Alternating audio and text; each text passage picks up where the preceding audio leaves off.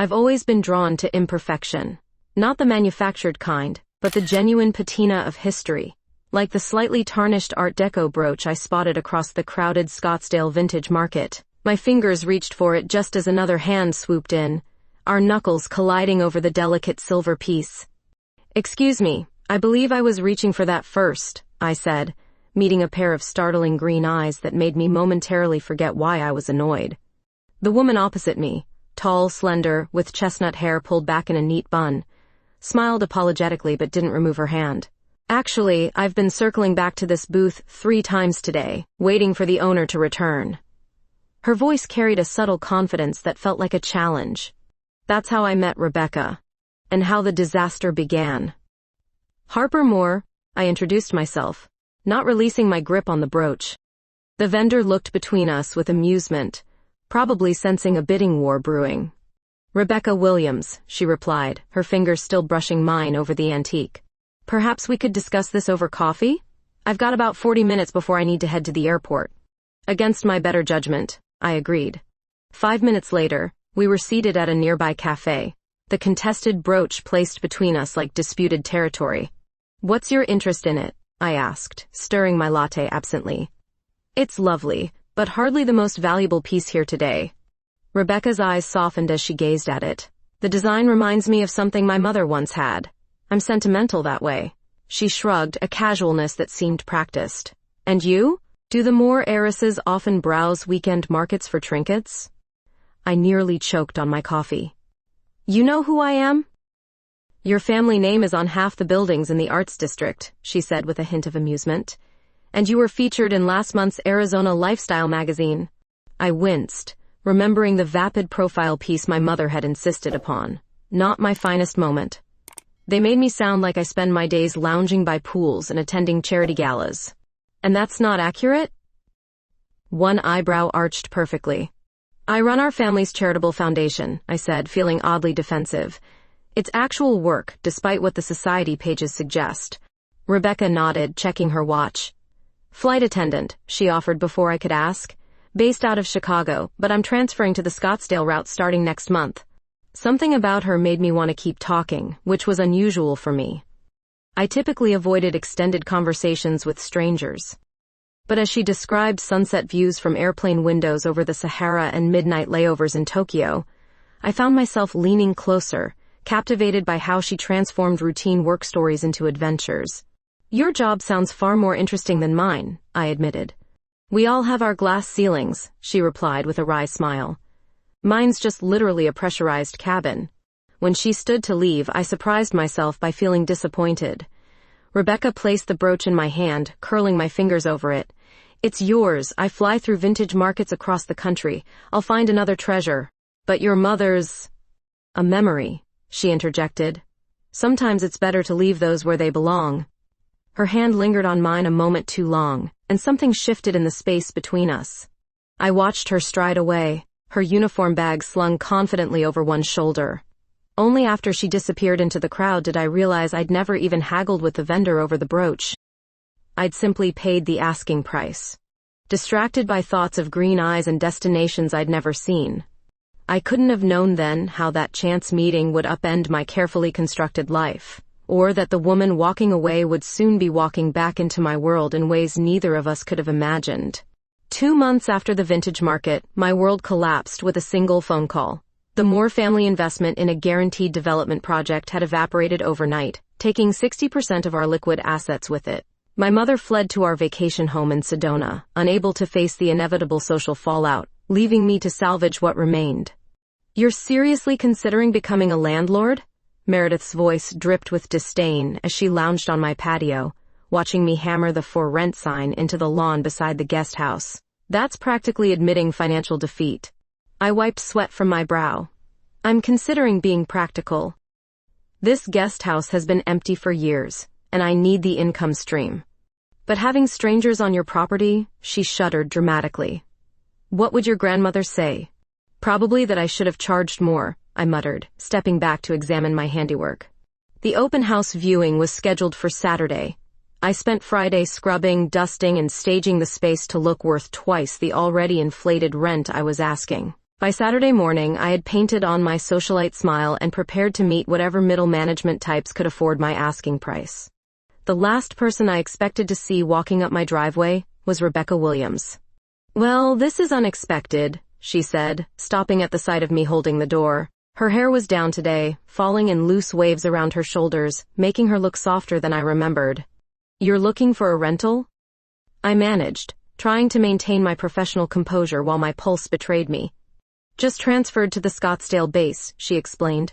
"Your listing mentioned furnished, month-to-month, and private entrance, perfect for my schedule." I led her through the space mechanically, suddenly self-conscious about every decorating choice. Rebecca examined everything with careful attention, testing faucets, checking window seals, opening and closing doors. "You're thorough," I commented, as she inspected the closet hinges. "When you live in hotel rooms 300 days a year, you learn what matters in a living space," she replied. When she turned to face me, sunlight from the window caught her profile, and for a split second, something about her seemed achingly familiar in a way I couldn't place. By afternoon, I had 5 qualified applicants, including a doctor and a retired judge. Logically, they were safer choices than a flight attendant I'd met once. But logic wasn't driving my decision when I called Rebecca that evening. "There are conditions," I said after offering her the rental. "First, this is strictly professional. The fact that we met before doesn't mean—" "I understand completely," she interrupted. "Business arrangement only." I continued my recitation of boundaries. No parties, no pets, no excessive noise, limited overnight guests. With each rule, I was constructing walls before she'd even moved in. Rebecca agreed to everything without negotiation. The day she moved in, I watched from my kitchen window as she carried surprisingly few boxes from her car. Her life fit into the trunk of a modest sedan, someone accustomed to traveling light. I told myself I'd keep my distance, but found myself knocking on her door that evening with a bottle of wine, claiming it was traditional hospitality. "To new neighbors," I said, raising my glass. "To chance encounters," she countered, her eyes meeting mine with unexpected intensity. We sat on her small porch as dusk fell, trading abbreviated versions of our lives since the market. When she mentioned flying over the Grand Canyon at sunrise, her face lit with genuine wonder, and I found myself leaning closer. "You really love what you do," I observed. "I love the movement, the impermanence," she admitted. "Never getting too comfortable anywhere. And yet, here you are, signing a lease." A shadow crossed her expression. "Even I get tired of running sometimes." When she reached for the wine bottle, her fingers brushed mine, and neither of us pulled away immediately. The contact was brief but electric, and I stood abruptly, needing to escape the current running between us. "I should go. Early morning tomorrow." I retreated toward my house, heart racing irrationally. "Harper?" she called after me. When I turned, she stood silhouetted in her doorway. "Thank you for choosing me." I nodded, unable to explain even to myself why I had. As I walked back to my empty house, the space between us seemed both too vast and dangerously insufficient. The first time I caught Rebecca gardening at dawn, something nagged at my memory. She was kneeling in the small patch beside the guest house, planting what looked like lavender, her hair caught in a messy bun. I watched from my kitchen window, coffee forgotten in my hand, as sunlight glinted off her profile. That's when it hit me, the strange familiarity I'd felt since she moved in 6 weeks ago. My coffee mug nearly shattered on the floor as recognition dawned. She looked exactly like Eliza Winters, the neighbor's daughter who had vanished 15 years ago during a particularly brutal winter storm. The disappearance had consumed local news for months, theories ranging from runaway to kidnapping to worse. I'd been 16 then, and Eliza 18, a cool older girl who occasionally let me hang around when she wasn't with her high school friends. She'd disappeared without a trace one February night, leaving behind concerned classmates and a father who moved away within the year. The resemblance couldn't be coincidental, the distinctive slope of her nose, the way she tilted her head when concentrating. But Rebecca claimed she'd never lived in Arizona before her transfer. Was it possible? After 15 years, memory plays tricks. Perhaps I was seeing connections where none existed. Later that week, I offered to help Rebecca bring in some furniture she'd ordered. In her bedroom, I spotted a small wooden box on her dresser, carved with intricate flowers. "That's beautiful," I said, setting down the lamp I'd carried in. "My most treasured possession," she replied, her voice oddly tight. The only thing I've kept through every move. I stepped closer. May I? She hesitated before nodding. Inside were a few old photographs, ticket stubs, and what looked like press clippings. As I carefully sifted through them, my heart nearly stopped. One photo showed a teenage girl standing before what was unmistakably my house, visible in the background beyond a fence. Where was this taken? I asked, fighting to keep my voice casual. Rebecca glanced over. Oh, somewhere in the Midwest, I think. I've collected photos from everywhere I've lived. The lie was so smooth I might have believed it if I weren't staring at my own childhood home. That evening, I pulled out our family albums, finding a neighborhood barbecue photo from summer 2006. There in the background stood Eliza Winters, wearing the same half-smile Rebecca had when she thought no one was watching. I couldn't sleep, questions multiplying through the night. By morning, I decided on a direct approach. I found Rebecca on her porch, sipping tea and reading. I need to ask you something, I said, sitting across from her without invitation. She lowered her book. Sounds serious. Have you ever heard of Eliza Winters? The change was subtle, a slight tightening around her eyes, a barely perceptible shift in her breathing, but it was enough. Should I have? She asked carefully. I placed the neighborhood photo on the table between us. Because you're her, or her doppelganger. And that photo in your box wasn't taken in the Midwest. It was taken right here, 15 years ago, before Eliza Winters disappeared during a snowstorm. Rebecca's hand trembled slightly as she picked up the picture. I think you've made a mistake. And I don't think I have. You recognized my house in that photo because you lived next door. Your father was Professor Winters who taught at ASU. She set the photo down with deliberate calm. My father was an accountant from Illinois. I've never lived in Scottsdale before now. I was hired here directly from Chicago. Then explain how you have a photograph of my house. Coincidence. She stood abruptly. Look, Harper, I appreciate the rental arrangement we have, but I don't appreciate being accused of... What exactly? Identity theft? Being a missing person? I hadn't expected such fierce denial. I'm not accusing you of anything. You just what?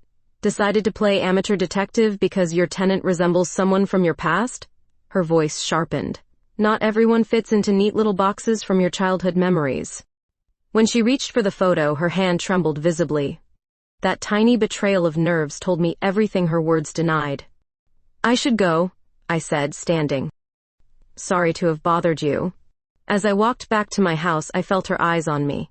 Whatever game Rebecca, or Eliza, was playing, she clearly had reasons for her secrecy. And despite my rational mind warning me to maintain distance, I only felt more drawn to her mystery. That night, I saw her silhouette through the guesthouse curtains, pacing back and forth like a trapped animal. My questions had rattled her carefully constructed facade, and somewhere beneath my curiosity lurked a more uncomfortable realization. I cared far more about Rebecca Williams than any landlord should about her tenant.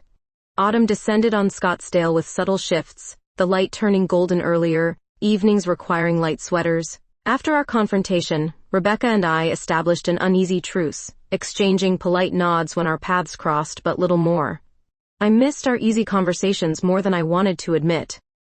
One afternoon in early October, I noticed the guesthouse porch light flickering erratically. Without overthinking it, I grabbed my toolbox and knocked on Rebecca's door. Maintenance call, I said when she appeared, looking surprised.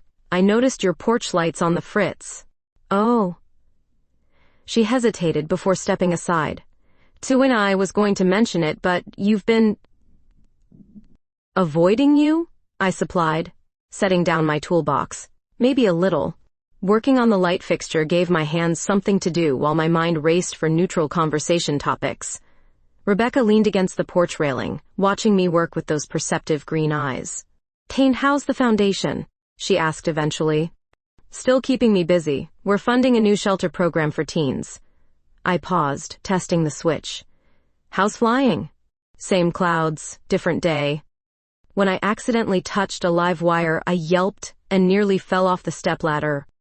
Rebecca's hands were instantly steadying my waist, her reflexes impressively quick. Careful, she said, her voice close to my ear. Her hands lingered a moment longer than necessary before she stepped away. That brief contact broke something in the wall between us. The next day, I found a thank you note with an invitation to dinner if landlord-tenant boundaries allow. I accepted. Our dinner stretched into shared stories over second glasses of wine. She asked about my childhood in the house next door, and I carefully avoided mentioning Eliza again. When she described isolated airport layovers in foreign cities, I glimpsed a profound loneliness beneath her independent exterior. This new routine continued through October, fixing things around her rental that didn't really need fixing, sharing occasional meals, cautiously rebuilding whatever had started to form between us. I found myself manufacturing reasons to knock on her door, and she seemed to welcome each intrusion. The first week of November brought an unexpected thunderstorm that knocked out power across our neighborhood. I was fumbling for candles when my phone lit up with Rebecca's text. "Any chance you have extra flashlights? Or company for a blackout?" I grabbed a bottle of Cabernet and made my way through the rain to her door.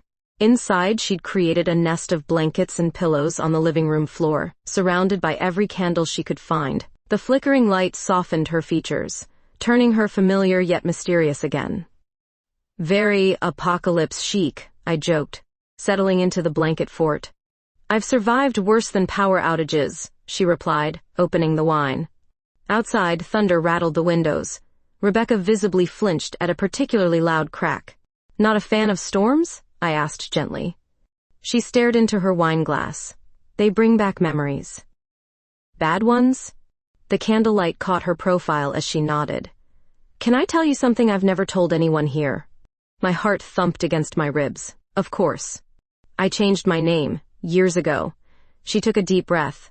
"Not legally, I didn't commit identity theft or anything criminal, but I left my old life and everything associated with it." I remained perfectly still, afraid any movement might stop her confession. "My father was," she continued, then paused. "He wasn't the man people thought. Behind closed doors, he was someone else entirely." The rain pounded harder outside, creating a cocoon around her words.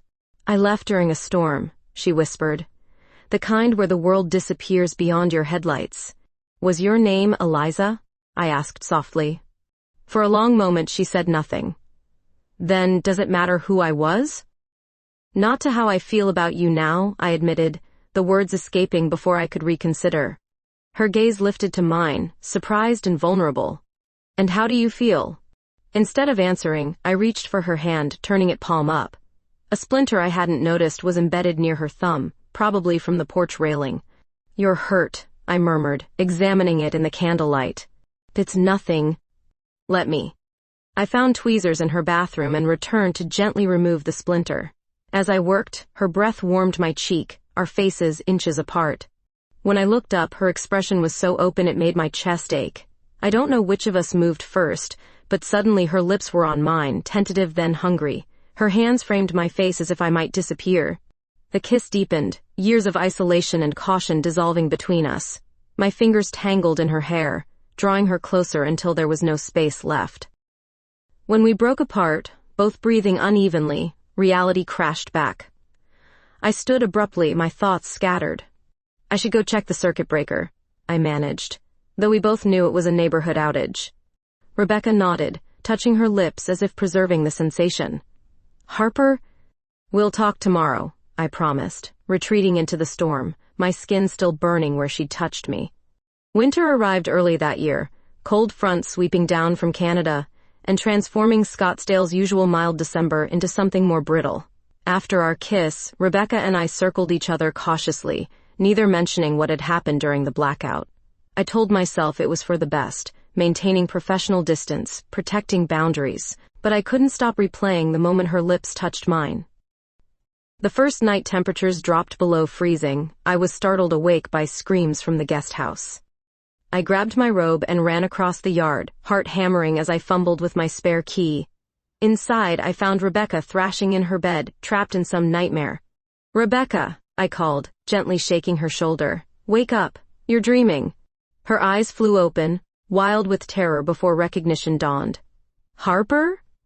Her voice was small, childlike. "You were having a nightmare," I explained, releasing her shoulder. "I'm sorry." She pushed damp hair from her face. "Did I wake the whole neighborhood?" "Just me." I sat on the edge of her bed, keeping a careful distance, Do they happen often, the nightmares? She nodded, pulling her knees to her chest. Winter makes them worse. The cold, it brings everything back. Do you want to talk about it? In the dim light from the bedside lamp, she looked both older than her years and achingly young. It's always the same dream.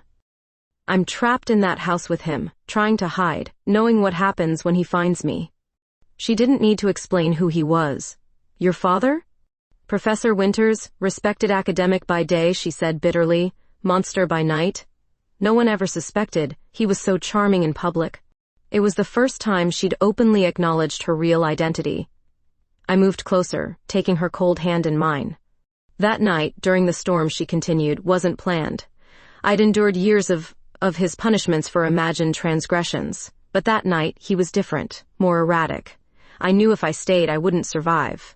She described running through the blizzard with nothing but a backpack, using a fake ID she'd acquired months before, boarding the first bus leaving the station. How she'd created Rebecca Williams from fragments of movie characters and strangers' surnames. I've never stayed anywhere longer than 8 months, she admitted. Until now. What's different about now? I asked, barely breathing. She looked at me then, really looked at me. You know what's different. I stayed until she fell back asleep, her fingers intertwined with mine. As I watched her peaceful face, I made silent promises to protect her from ghosts she couldn't outrun. The following weeks brought us closer, though we both carefully avoided discussing the physical tension between us. Instead, I focused on practical matters. Installing better locks on her doors, adding motion sensor lights around the guest house. One evening, while browsing a vintage jewelry website, I found it, an Art Deco brooch nearly identical to the one from our first meeting. I ordered it immediately, paying extra for expedited holiday shipping. Winter solstice arrived with an unusual dusting of snow that transformed Scottsdale into something from a fairy tale. Rebecca accepted my invitation to dinner in the main house, arriving with a bottle of champagne and nervousness visible in her posture. Merry almost Christmas, I said, taking her coat. I'd spent the day preparing, tree decorated, fire crackling, table set with my grandmother's china. Rebecca looked around in wonder at the transformation. I haven't celebrated Christmas since I left, she admitted. It never seemed worth the effort when it's just me. Well, it's not just you anymore, I replied, handing her a glass of champagne. After dinner we moved to the couch before the fireplace. I handed her a small package wrapped in silver paper. You didn't have to get me anything, she protested. Open it. When she unwrapped the brooch, her eyes filled with tears. How did you... It's not the exact one, but as close as I could find. I helped pin it to her sweater. You said it reminded you of your mother's. It was the only beautiful thing in our house, she whispered. He sold it after she died. I always thought if I could find it again. Her fingers touched the brooch, then reached for my hand. When she looked up, the rawness of emotion in her eyes took my breath away. Thank you, she said, and then she was kissing me. Not the cautious kiss we'd shared during the storm, but something deeper, full of longing and need. I pulled her closer, all my carefully constructed reasons for keeping distance dissolving under her touch. When she whispered my name against my lips, it felt like coming home to a place I'd never been. There on my couch, with snow falling outside and firelight dancing across her skin, Rebecca finally stopped running. And I stopped pretending I wasn't falling in love with my tenant, my neighbor's long-lost daughter, the woman who'd appeared in my life twice as if by design rather than coincidence. January brought a deceptive calm. Rebecca and I fell into a comfortable rhythm, her gradually moving more belongings into my house, though we maintained the pretense of the rental arrangement. On her days off, she cooked elaborate meals while I worked from home, stealing kisses as we passed in hallways. We were careful in public. Scottsdale socialites have razor-sharp eyes for gossip, but in private, we created our own sanctuary. Have you ever considered filing a report? I asked one evening as we sat on the patio. About what your father did? Rebecca tensed beside me. The statute of limitations has expired on most of it, and I'm not the only one who wanted to escape that life. Eliza's death certificate was filed years ago. I squeezed her hand. You don't have to be her anymore, but you don't have to keep hiding either. She smiled sadly. Old habits. The first disruption to our happiness occurred at Safeway, of all places. I was selecting oranges while Rebecca checked the avocados when a man's voice boomed across the produce section. My God, Eliza Winters, is that you? Rebecca froze, avocado suspended mid-air. A middle-aged man approached, beaming with recognition. It is you. Martin Delaney, I lived 3 houses down from your dad. Everyone thought you were dead.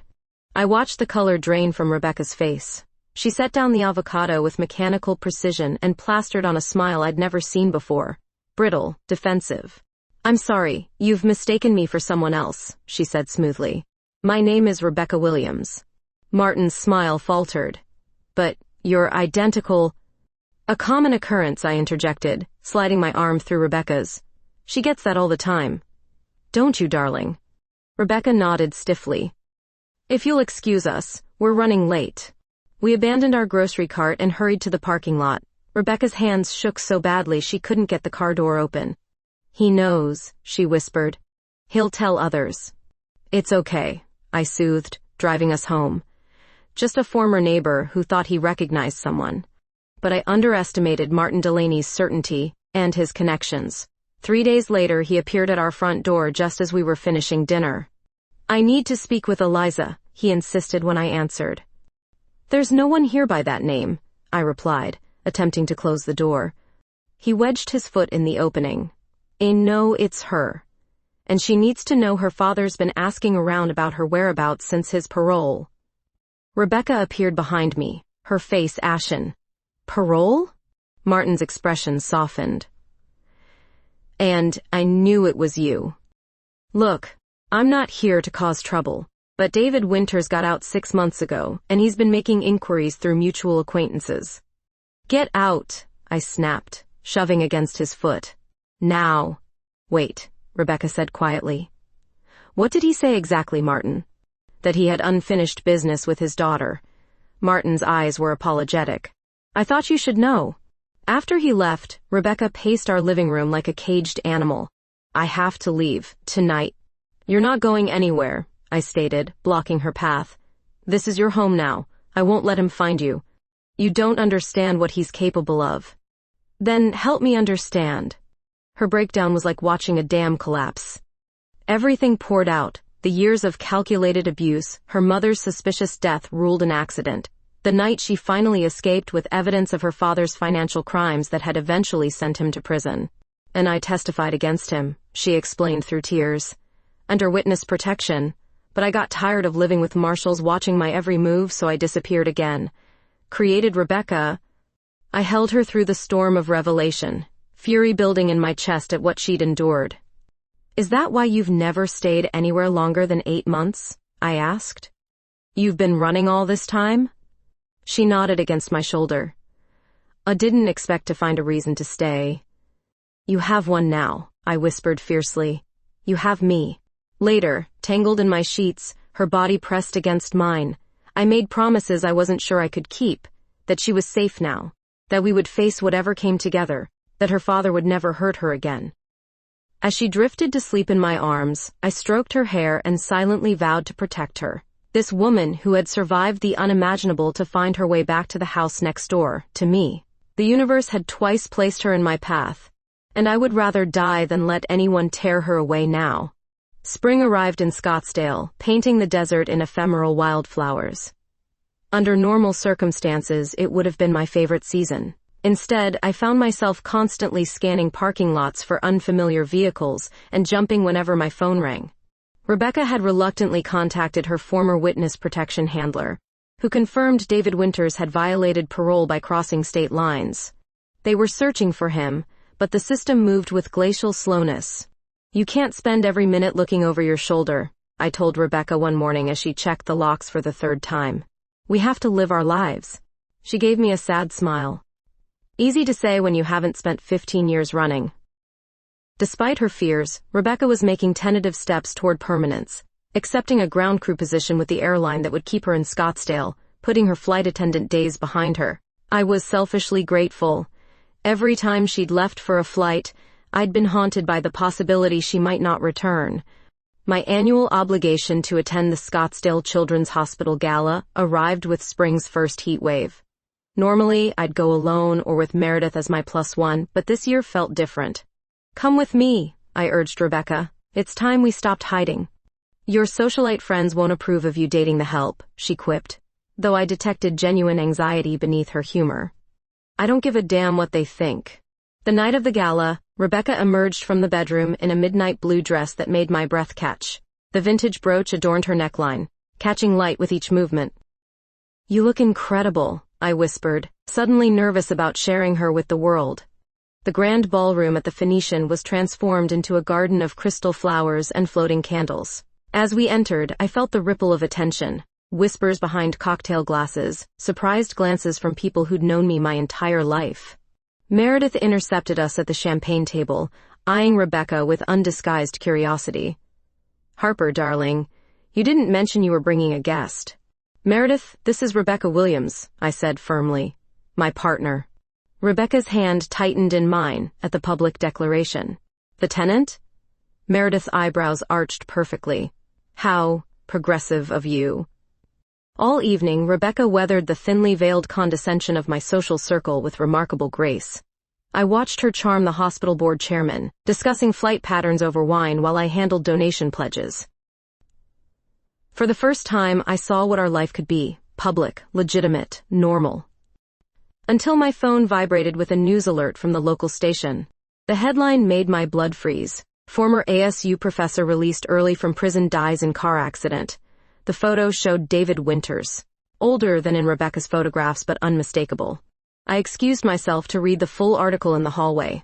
According to preliminary reports, Winters had suffered a massive heart attack while driving, crashing into a guardrail outside Flagstaff.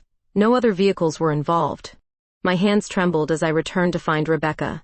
She was speaking with the mayor's wife, her posture perfect, smile unwavering. I waited until they parted before showing her my phone. He's dead, she whispered, gripping my arm for support. Are they sure? Pronounced at the scene, I confirmed. Rebecca, it's over. He can't hurt you anymore.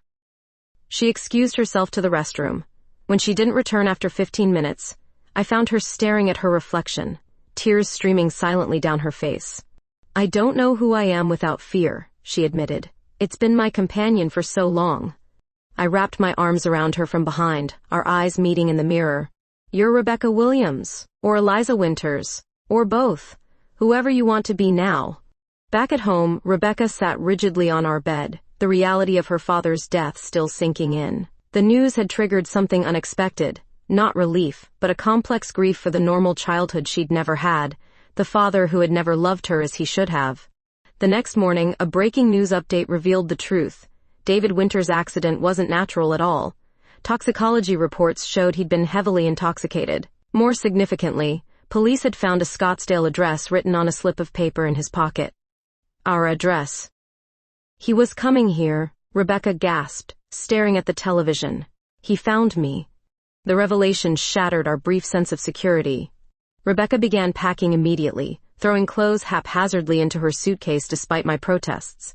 I can't stay, she insisted, eyes wild with renewed terror. He might have told others. What if he wasn't working alone? You can't run forever, I cried, grabbing her arms. I love you. Stay and fight this with me. Loving me could get you killed, she whispered, tears streaming down her face. That night, I fell asleep holding her so tightly it hurt, afraid she'd disappear before dawn. My dreams were haunted by the knowledge that our newfound happiness remained as fragile as spring blossoms in the desert, beautiful but perhaps too delicate to last. I woke reaching for Rebecca, finding only cold sheets. For a moment, I lay frozen, heart threatening to shatter my ribs, before I bolted upright. Her side of the bed was empty, her pillow still bearing the indent of her head. Rebecca? I called, my voice echoing through the house. Silence answered. I checked the bathroom, the kitchen, the porch. With each empty room, dread solidified in my gut. When I finally entered the guest house, I knew before I opened the door. The space Rebecca had gradually filled with life was once again sterile, impersonal. She'd taken almost nothing, just her essential documents and a few clothes. On the kitchen counter lay the brooch and a folded note. My hands trembled as I opened it. Harper, loving you has been the bravest thing I've ever done, but I won't risk becoming the reason you get hurt. He may be gone, but his shadow isn't. You deserve someone whose past won't endanger your future. Forgive me, R. The brooch glinted accusingly in the morning light, a symbol of connections that refuse to be broken, now left behind like everything else. I called her cell repeatedly. Each time, it went straight to voicemail. I contacted the airline, only to learn Rebecca Williams had submitted her resignation electronically at 4:17 a.m. I even drove to the airport, scanning departure boards for destinations where she might flee. The emptiness of the guest house mocked me in the following days. I wandered its rooms like a ghost, touching surfaces where her belongings had been, inhaling fading traces of her perfume. Sleep evaded me, food lost its taste. Meredith appeared on my doorstep unannounced, bearing expensive wine and unwanted advice. She was never going to fit into your world, she said, watching me stare blankly into my glass. The unbalanced power dynamic alone. Get out, I said quietly. Harper, be reasonable. Get out. Steel entered my voice. And don't come back until you understand what she meant to me. 2 weeks into Rebecca's disappearance, desperation drove me to extraordinary measures. I contacted Maxwell Hernandez, a discreet private investigator my family had used during the investment scandal. His offices occupied the top floor of an aging downtown building, walls lined with licenses and certificates attesting to his legitimacy. Your tenant, he repeated when I'd finished explaining. Who you believe is actually Eliza Winters, presumed dead for 15 years and now missing again. I know how it sounds, I admitted, but I need to find her. Maxwell's expression remained neutral. Finding someone who doesn't want to be found, especially someone practiced at disappearing, won't be easy. Money isn't an issue. He nodded once. I'll need everything you have. Her real name, aliases you know of, photographs, habits, favorite places, anything significant. I provided what felt like Rebecca's entire life in bullet points. Her preference for aisle seats on planes, her habit of touching antiques as if absorbing their history, how she always ordered coffee black but secretly added cream when she thought no one was looking. Days stretched into a week, then 2. Maxwell sent daily updates that revealed precious little, a possible sighting at Phoenix Sky Harbor, another at a bus terminal in Tucson. Rebecca had become a ghost again, skilled at evaporation after years of practice. The first real lead came on a Tuesday afternoon. Maxwell called as I was listlessly reviewing foundation proposals. We found a rental application under the name Anna Jones in Phoenix, he said without preamble. Signature matches your samples. Hope surged painfully. Address? Working on it. The management company is being difficult without a warrant. Another agonizing 5 days passed before Maxwell's next call. She's using a different credit history, but the facial recognition software matched her to security footage at an apartment complex on East McDowell. I grabbed my keys before he finished speaking. The building was a sterile mid-rise with minimal security, exactly the anonymous type of residence Rebecca would choose. I sat in my car across the street for hours, watching residents come and go, praying for a glimpse of her. When my phone rang near midnight, the hospital's number flashed on my screen. Is this Harper Moore? A clinical voice asked. Yes, I answered, suddenly cold with dread. We have a patient, Rebecca Williams, admitted following an assault. You're listed as her emergency contact on a card in her wallet. The world tilted sideways. Is she stable? The nurse assured me. But asking for you. I broke every speed limit racing to Phoenix General. At the front desk, they directed me to the 3rd floor, where a police officer stood outside room 317. He stepped forward as I approached. Ms. Moore? Detective Ramirez. Ms. Williams was attacked outside her apartment approximately 3 hours ago. Neighbor heard the struggle and called 911. Who did this?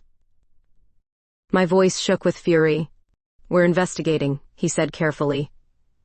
The assailant mentioned her father's friends during the attack. Does that mean anything to you? Everything inside me went still. David Winters hadn't been working alone after all.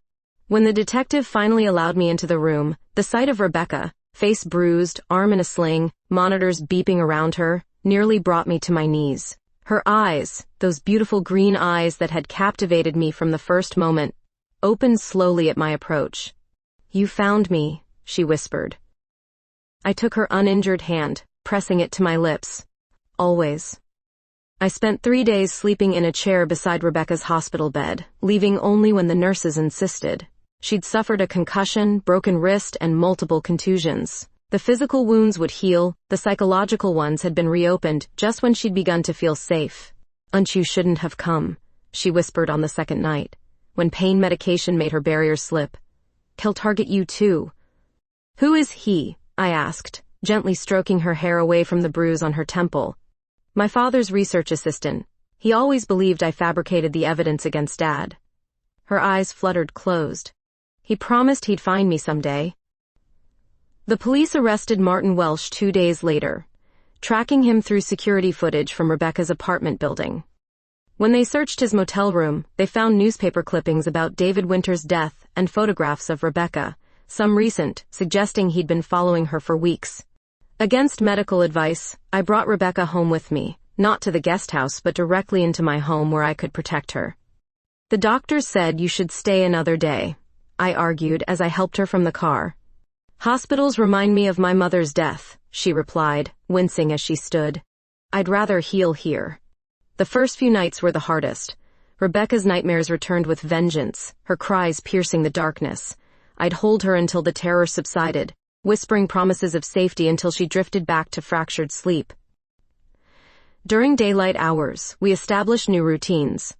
I worked from home, converting the dining room into a temporary office while Rebecca slowly regained her strength. We read together in the afternoons, her head on my lap, sunlight streaming through windows now equipped with new security systems. What happens when I'm fully recovered? She asked one evening as I carefully rewrapped her wrist. Do I move back to the guest house? I kissed her forehead. You stay right here, where you belong. Detective Ramirez brought news that Welsh had accepted a plea deal, 15 years without possibility of early parole for aggravated assault and stalking. More importantly, the investigation had uncovered no evidence of other threats connected to David Winters. You're safe now, I told Rebecca as we celebrated with takeout from her favorite Thai restaurant. Truly safe. She considered this, twirling noodles around her fork. I don't know how to live without looking over my shoulder. We'll learn together. Spring melted into summer. Rebecca's physical wounds healed, leaving only a small scar above her eyebrow as evidence of what she'd endured. The emotional healing took longer, but I watched with pride as she gradually reclaimed her life. One morning in June, over coffee on the patio, she made an announcement that stole my breath. I want to reclaim my name, she said, her voice steady.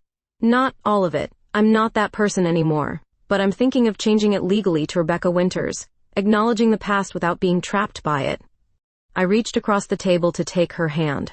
Whatever you decide, I'm with you. There's something else.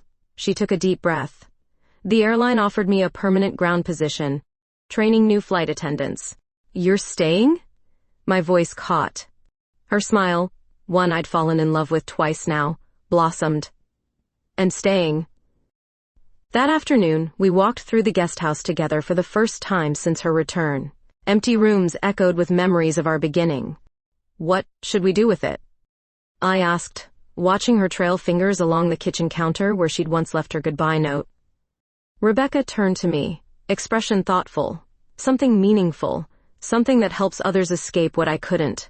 6 months later, the Rebecca Winters Sanctuary welcomed its first resident, a young woman fleeing domestic violence with nothing but a backpack and fear in her eyes. The converted guest house became the first of what would eventually be 3 safe houses funded by the Moore Foundation, offering temporary refuge to those in danger. On the first anniversary of the attack, we stood together in our bedroom. The vintage brooch that had first connected us now rested in a shadow box on the wall, alongside a framed photograph of 2 women laughing at a vintage market. Taken by a stranger the day we reopened our hearts to the possibility that some things, despite all odds, were meant to find their way back together. Did you ever imagine we'd end up here? Rebecca asked, leaning back against me as we gazed at the night sky through the window. Not in my wildest dreams, I admitted, arms wrapped around her waist. But I wouldn't change a single step that led us home.